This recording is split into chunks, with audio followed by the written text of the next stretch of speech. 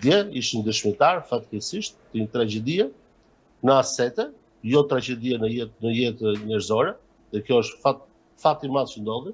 Pasi siç e pamë, 2 zone që u shpëtuan nga balkoni, nga Zerfiksit, fati i tyre i mirë që ndodheshin në katën e 5. Pasi po ndodheshin në katët më të larta, kush do i ndihmonte ato zone të shpëtonin? Nga do dilin ato? Ku shkallët ishte të tëra të mbytura në tyre dhe ishte pak se sushme? Kush do i shpëtonte? Kush do vinte atyre në ndihmë? Po konkretisht janë disa pyetje të mëdha, të cilat për te politikës përditshme. Tu po flasim për jetën e njerëzve, po flasim për sigurinë, e cila është gjëja parësore që duhet të sigurojnë strukturat shtetërore.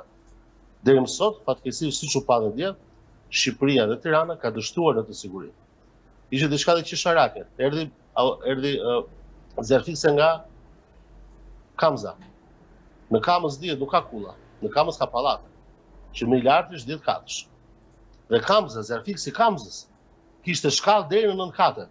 Pra mbulonte, nëse ndodhi fatkeqësi në Kamës, bie një zjarr, Bashkia Kamzës është e përgatitur me asetet, me strukturën e saj për t'i dhënë përgjegjësinë.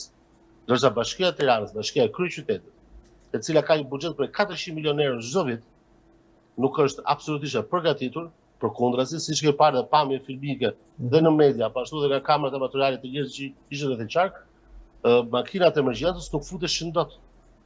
Një Tiranë e ndërtuar keq është një Tiranë e cila sjell pasojë jo thjesht në mungesë përqendjes, por në raste të tilla, raste të rënda, zjarri, që është rasti konkret, apo raste tërmetesh, apo raste përmbytjesh, sjell një pamundësi për t'i ardhur në ndihmë në nevojtarëve.